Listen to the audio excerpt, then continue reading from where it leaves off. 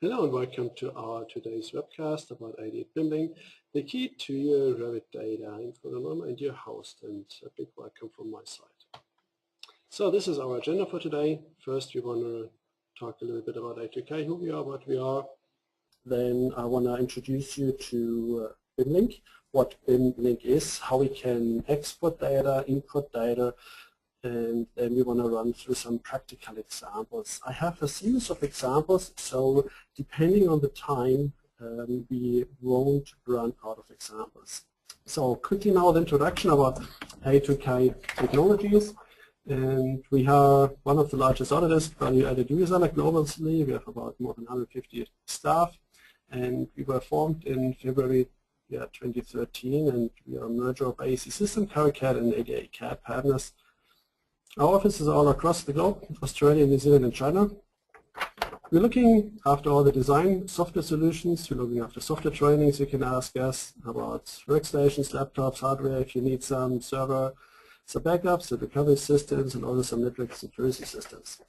Bigger part is, of course, Autodesk. This is what's about. We're talking about Revit and Ideate BIMLink. However, Ideate is here, the one we find here in the center, and this works together as with Revit. Ideate is a third-party application developer, and we want to look into how we can access the data which is stored in our database. So that's a bit about me, why they asked me to look after this, because I once had the big honor to look after the study building information modeling. I'm preaching it's in 1995. So what is BIMLink, and why do we actually need BIMLink? What does it do? BIMLink is a very versatile importer and exporter from our attributes. You can see when we start modeling in Revit that we create a huge model full of geometry, but what BIM actually is about, building information modeling, is a process. So it's not a software, it's not something, it's not a hocus, there's nothing hocus pocus. It's a process. What's a process? For instance, you go now to the fridge, get a chocolate out of it and sit down, and the way how you do it is the process. Not that you do it is the action, but the way how you do it, how you grab the chocolate, what chocolate to choose, this is basically the process. So this is BIM, how we build the buildings and how we design the life cycle of the buildings and how we visualize the life cycle of these buildings to make the right decisions. So similarly, you would go to the fridge, you make a choice for a fruity chocolate or a white chocolate or a dark chocolate. So this is what we do here. And when we model these buildings in our computers nowadays, and we are seeking transparency in our construction process, we add a lot of attributes, parameter, additional information coming in form of text, or means letters or numbers, to this geometry, because it's not only a dead geometry, now this geometry lives and has relations. So BIM, next step is, BIM is all about relations. So for instance, you have a good relation with the chocolate, so that you like chocolate, that's why you go, for instance, to the fridge. And we need to look into the relations of this so that we can model faster. Very important that we kill repetitive work and any kind of redundancy in our projects. So therefore, we want to create a seamless workflow and a cross-discipline and geographic distributed environment, so across the globe. Most companies are probably not aware about the information we actually have in Revit. So this is how it looks like. We can go either to the website or you just give us a ring, where you can download a trial version. The trial version, however, is just limited to 25 lines. I'm focusing only on the example projects from Revit. So if you want to download this webcast or if you want to follow these examples, you will be able to do this yourself and explore it yourself step by step. When you download it, you would get here under the add-ins a nice icon. We have there the BIM link and then also the Ideate Explorer. Here this screenshot, I'm just showing the Ideate Explorer quickly because I don't want to miss out on that. When you want to filter out or select something in your Revit model, you remember you can go to a view and you can move your mouse. The search is actually quite complex. You can make use of the Explorer. It's like an X-ray engine of the Revit model, what this tool actually provides to really see what's happening, where you are, and what the model does. So definitely worth looking at it, and saves tons of hours. So next, when we install the add-in, then we have here the BIM Link, as I just mentioned it here on top of already, and I might just brought up some screenshots how this look like. And we have here first a main window where we develop our relations and our extractions. If somebody was working with AutoCAD for you in the past, and please do not think that Revit is the next AutoCAD, it has nothing to do, completely different scenarios, completely different areas, completely different continents. But when you were using, for instance, AutoCAD, you probably remember that you can do a bidirectional database link with your DWG file.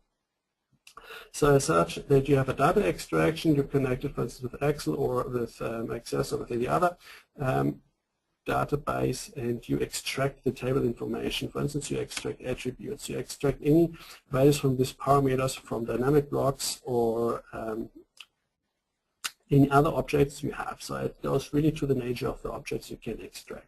Create here under Edit Keynote tags links, for instance, a data extraction, and anything available in this database we can access.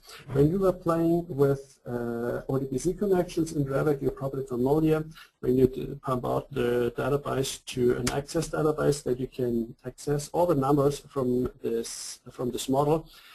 Here we get the version to export it to a nice Excel sheet. So you probably saw that there are a lot of information, and we see here, especially for the full preview here, already a bit of preview, what's coming up. Quick question is, why is this here grayed out? Because it's a read-only parameter. So similar, we have system parameters. They are read-only. We can not access, but we can extract.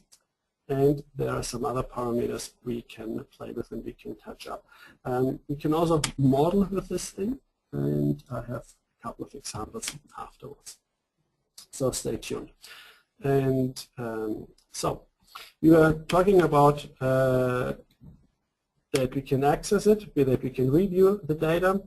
I have an example later on when we, for instance, have an upgrade from version 2012 or 2013 to 2014. This just happened a couple of days ago, where BIMLink helped us a lot, where we could compare the entities because the upgraded model missed out on some families, and this happened because of some bad modeling. Yeah, if you want to change, and especially when you want to share the information, and we see here a bit of screenshot on how this can look like when we then open the Excel file. As I mentioned, some stuff is grayed out, read only. We can, for instance, the key values we can access here. That's just an example, I think, from some key text I was just exporting. Good. Let's have a look. Why do we need actually another exporting tool, and not another exporting tool, and another exporting tool, and another exporting tool? Which one do I actually need? Take Ideate, BIMLink. Just follow my answer. Just take them. It's pretty good. I have here an example here on the top. Revit offers us, for instance, that we can export some our schedules as text or later on as a CSV file. We can bring into Excel, sweet as good. However, I can only export what I can schedule. So that's a trick. I can not schedule everything what's in the database, because there must be room for some third-party developers. So that all of this creates momentum with Revit. Similar, when I, for instance, use any other free schedule exporter, it just exports a schedule. I cannot access the database. And this is where actually BIMLink comes in when we look into the difference, that we really can jump on the database from our model and can access this. So we see, for instance, here some of the coordinates. I can't schedule them, but with BIMLink I have access to them, so I can extract them. And the amount of time this tool actually saves, it's actually the most inexpensive software in on this planet. Very often what I saw and what I see is that managers do one thing right, that savings don't create money, don't make money. But they miss out on this thought that savings fill the pocket faster. And this is actually what supports us as well. Okay, so remember again, sure, you spend some money, but through the savings, you fill the pocket faster. Great. So let's look into our importing environment, what we can import. We see again a little bit our navigation box here.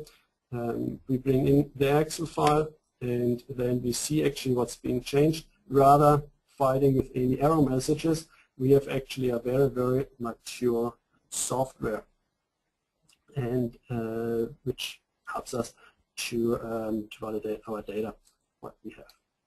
Great, so we want to look into some practical examples, of course, and I first want to show you, demonstrate you a little bit the export, the import and export. We want to try a little bit, or work with a little bit of audit, work a little bit with some room data. If somebody is in touch maybe with COBE, Construction Organization Building Information Exchange, then you will definitely love it, because it has already some pre-set up routines. Good, and then maybe later on, stay tuned, we also touch up a little bit our geometry, and I show you some secrets how you can model some families to touch up some geometry. So this is Revit, how it comes when you install it, and I'm just going quickly to my example project. So you will also have the example project in your folder when you install it. I believe that everybody of you is aware of that, and it doesn't change. The view does not change.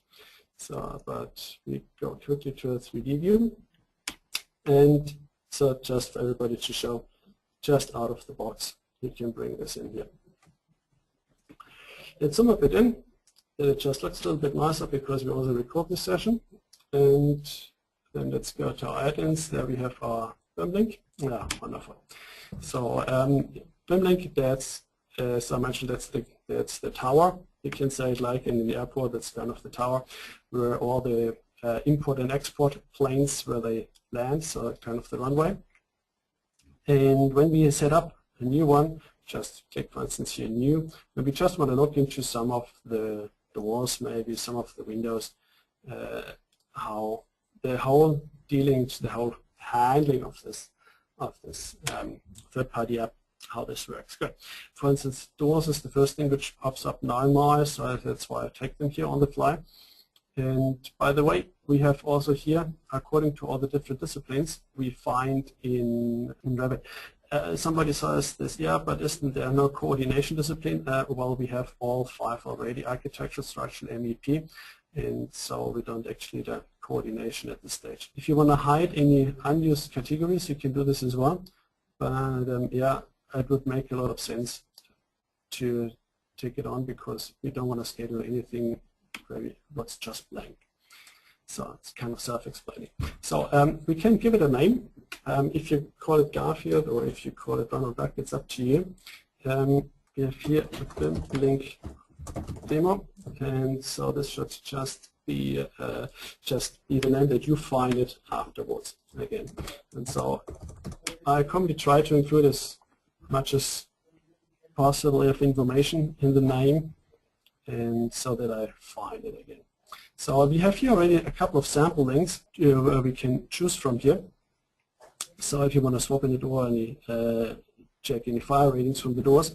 If you want to access any schedules, what we find here, for instance, our door schedule, or also here somewhere we find our hardware schedule, we can access it as well, but this wouldn't be the purpose now. We want to create a new link.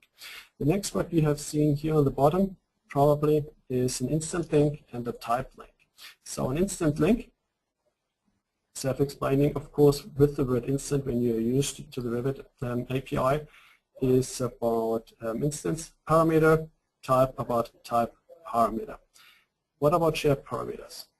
Oh, stay tuned. Maybe we don't need them. Then our doors. And so everything what's part of the database, not what's part of the parameter sets, so not what's part of my instance parameter, of my type parameter, or of my shared parameter or project parameter, so not what's part of my, really of my true doors in the database, I can access here. And you see, possibly immediately, that's a lot more what you can actually schedule. Great, so how do we get them from the left to the right? Probably everybody knows about the system, and I'm just bumping now everything in here so that we just get a little bit of an overview because we're interested in everything. So, and now we schedule everything, and we want to get a bit of an idea of what's being scheduled here. Now here on the bottom I can preview it. So, and you see already, as mentioned, the grayed out, the read only, the other one, the white one, the ones I can access.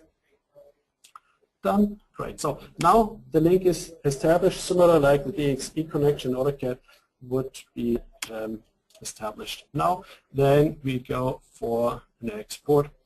Here, just pump it out and then save it here. It's being exported.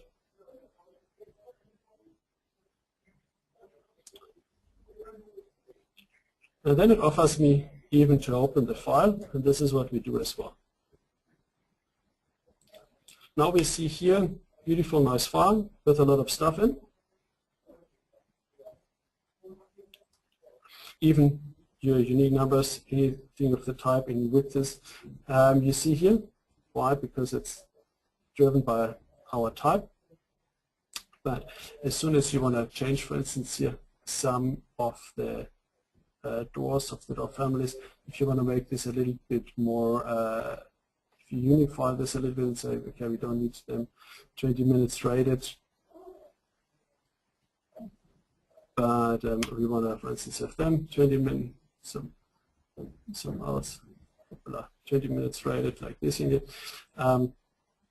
Great, and then just save it, and then we bring it back. So import. So we call it, I think, something with BIM Link doors. So just remember download Garfield, exactly.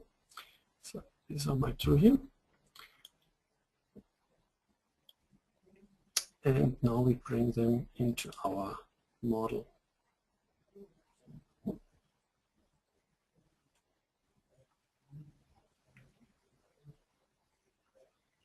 Fantastic, and now we see here also on the bottom what did change. So it's always good to see actually what actually changes, just to keep track, because BIM is all about transparency. And then basically I just say import AutoCAD on suite as, close, done. So now I can continue to work. Try it on your own, please, because I want you then, when you do it on your own, to also to find the doors in your model, and just that to confirm yourself that it actually works. As you know, you can download a trial, and you're just limited to the first 25, obviously. We can, for instance, also set up a new link when you, for instance, upgrade our model here. And how could we do this? This would be also here a link. It would be probably a multi-category link rather than having the doors. So I want to schedule everything. And so this is, for instance, for a version check. We can do this for our instance and also for our type links. Possibly our type links are more important, because when some type links are broken, then we see if the family is actually there or not. And you probably remember that everything is around the IDs, what you see here on the front. Here with the properties, you can theoretically add on as many as you like, anything you want. And you see everything is around the ID. It's also the ID what you have here in Revit. When you would go to your Manage tab, search for the IDs, you find this immediately. I found probably somewhere an Excel here, and I want to quickly show you what we can do then with the data afterwards. I don't do this now on the webcast because it just would take a little bit longer to do this. So we have somewhere a link here, and we want to compare, for instance, some data. So this is, for instance, when I create the extraction. You see here, for instance, the IDs. I've done this with the same model. You can do as well. And then to get all the information from that, let's open the other one. This was then for 2014, and this is how we then, for instance, compare it here. I bring this in, for instance, here into number 1. I bring this to 2014 in, and then I just have a quick check file here where I see, for instance, can just, for instance, write this in a quick formula equals if, for instance, referring to my 2 sheets, 13 A1, if it's basically equal to my 2014, and also I want to start with the A1, then write me the 2014 or 2013, whatever you like, or write me, for instance, true. You can also do this with true, but probably we want to prefer to see the data rather than the lines. And then, if not, target place it's false. Should be brilliant. Checks from the side, brilliant. And I'm done. And now, fantastic. And now we see here that we get a false because this value doesn't line up anymore. And now we can go here, for instance, to the 150 and see what's 150, 2014 to 2013. What's there? 150. Oh, there were probably a couple of circuit switch boards, and yeah, the family, for instance, didn't come through. So this is everything, all the intelligence you have in Excel becomes now available in Revit. We have also some, do you want to save it? No, of course not. I've prepared this. We have, of course, also some sample import and exports here. We can load some sample links, and all what you need to do is, for instance, we can go just, for instance, to the Kobe links here, and if you're in touch with Kobe, just what you're, for instance, interested in, that's why everybody's interested in Kobe spices, for instance. Let's go to the next, and then we have the links already pre-set up for us here, and there we see, for instance, that here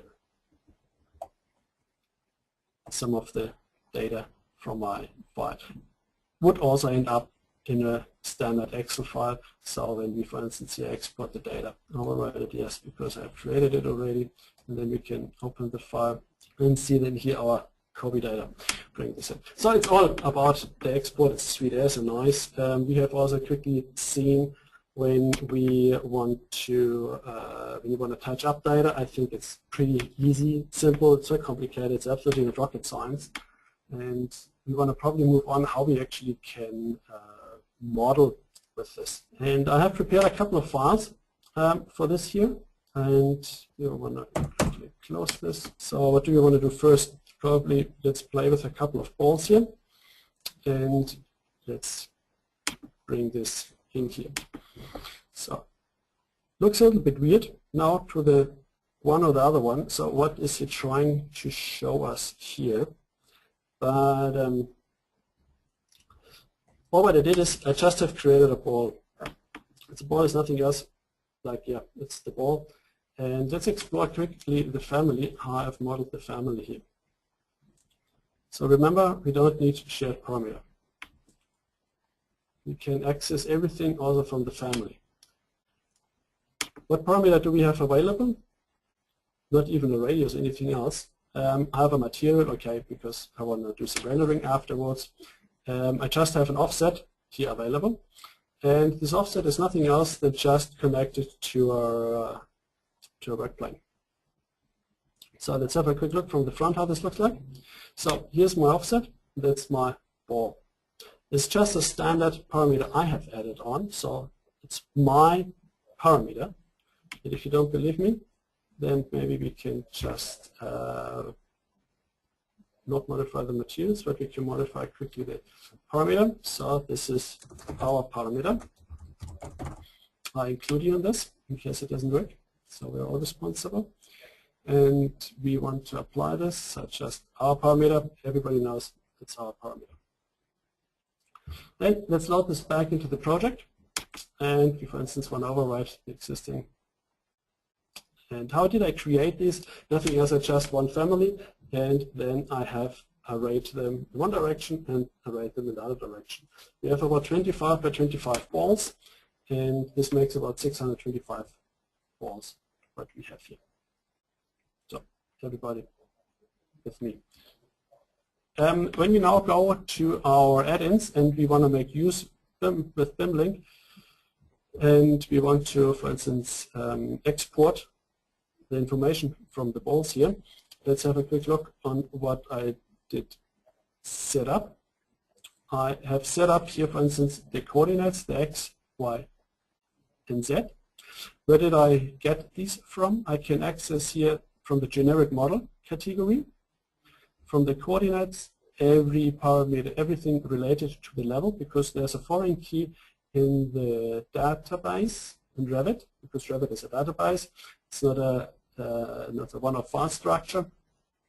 So everything what's connected to, I can access here, and I can extract this. I can touch it up if it's a read-write parameter, and also our parameter here, what we see. So everybody can clap on the hand. So you see already where we're going to, so that when we, for instance, add this now on to our export, we see here, for instance, the value of 1000 running through. We hopefully start dreaming now, similar like what we have, for instance, in some of the other cool software. So let's call it, for instance, here, play with balls, save it, and then, for instance, open the file. And we want to start, for instance, we want to work here with the Z value. We can start, for instance, with a 0 here, with a 14.4. That's kind of the degree. And now we need to, sometimes it's quite interesting how they actually simulate how the data is actually stored. So if somebody wants to use this to touch up some of the parameters, so you're more than welcome. So we have, for instance, here then about, let's say, about 2000 plus how big should the amplitude be? Maybe, let's say, about another 2000 multiplied times the sinus from our gradient, which shall be F2. If it doesn't work, so let's see what the outcome is. We probably would need to add an equal sign in the beginning. Roll this one down, and then we connect just both, and Access should automatically connect every 14.4 degrees that we want to work with our graphic. So there's a couple of other software out where you can create this cool organic geometry, these organic shapes out there. So now we have here different Z values. Let's save it, play with balls, and then let's bring it back in. So I would just need to close it because I can show a quickly the error message. As soon as I bring it in, it tells me, oh, Access already open and it's working in the sheet, so we have to close it. And then we can input this and have a quick play with the balls and open this up. So 25 by 25 again, 625, and then cool. So now we see here also on the bottom a little bit our parameter, which will be changed. Yeah, at this stage we just want to say import it. Oops, close it. Now we see here, and now we see already here, for instance, here the sinus wave, we have just added one to our geometry in one go, just using Axle here harnessing. our information, our model capabilities. In 60, just have 0, and have here, for instance, 15 degrees and then 30 degrees. And just here is the other one before. I just roll this through because after 360 degrees, the circle starts again. That's not important for Excel, so it has a correction built in. Let's save this. Let's do a different design. Let's go back to our Revit here. Oh, let's see my balls here. So, and let's go back to our BIM Link, and let's just import the next version here. So a couple of data will be overwritten, so that's good. And let's just import it and close it. Brilliant. This is what we're after. And then we get here actually our sinus form both direction. It probably reminds you a little bit on some other software which is currently growing, because a lot of people are a bit bored by these boxy SketchUp designs. It's just like you know, the architect was just a little bit too bored. So you probably have seen here this boxy SketchUp designs, probably going something more complex. And there's, for instance, also Dynamo out, which is a visual programming tool. You can also, what we actually do in Excel is some programming, and we get actually really some cool, terrific structure here, modeled parametrically for this, and it's pretty good. And if anybody is interested in Dynamo, just get hold of Vasari. Working from Vasari to Revit is much easier. It's one flow anyway, because the user interface is the thing, and is the right one already. When it comes to any analysis, you can do some nice greenhouse checks, or get some here and there some analysis checks as well.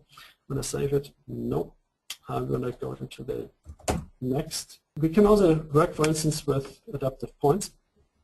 Save the ball. No. So that's the last one we want to look into. And let's go for the G example for the last one here. You see already in the preview that you probably get a couple of lights, a couple of shades here. And what I did just here, so mass modeling. Probably everybody, if you could do this in 50 seconds. It took me 51. Great. And then let's just, for instance, look into some of the families here. So I just have here blades adaptive. How did I model them? Just in an adaptive environment. And you probably have seen some of the exercises. One adaptive point connected another adaptive point to the different work planes here, so that I have 3 work planes. I've just created here an offset for you guys to make it more visual. So let's have a quick play with the parameter. And we see, for instance, here in Prism offset here. So this is just here my 3 axles, just to visualize them. Yeah, and then should be able then to play here with my degrees. And then I have here these blades rotating in any kind of direction. Why do we do this? Yeah, because also these parameters we can schedule with BIMLink, and then can import them, and then we can have a bit of play with our blades what we have here. So, come on, nice. We have here somewhere an add-in. BIMLink is still there, that's good. And we want to quickly explore how the properties look like. Remember, we had these angles, also the offset, for instance, also the outer radius you can work with in case if you're interested. This is just one of the families brought down to the essential, okay? It's just for this presentation.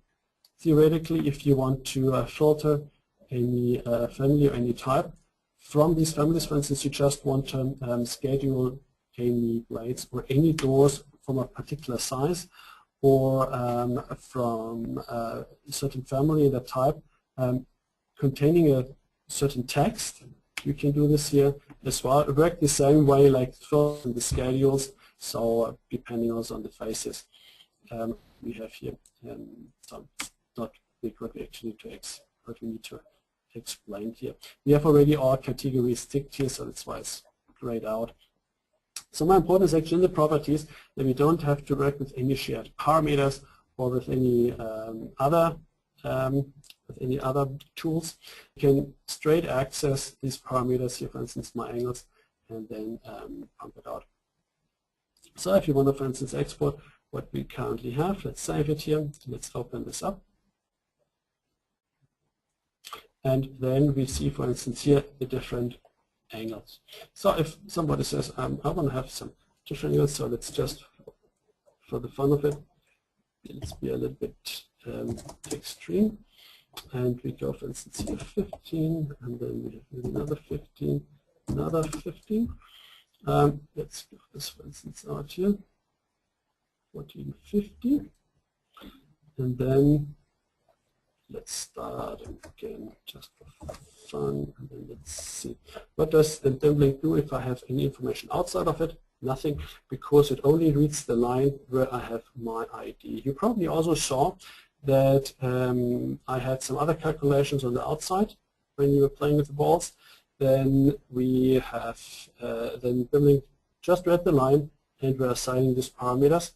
What we have here in the column, basically, is parsing this file according to the X and to the Y to a two-dimensional array. So it's basically copying it into a two-dimensional array and then dispatching and updating the database for that.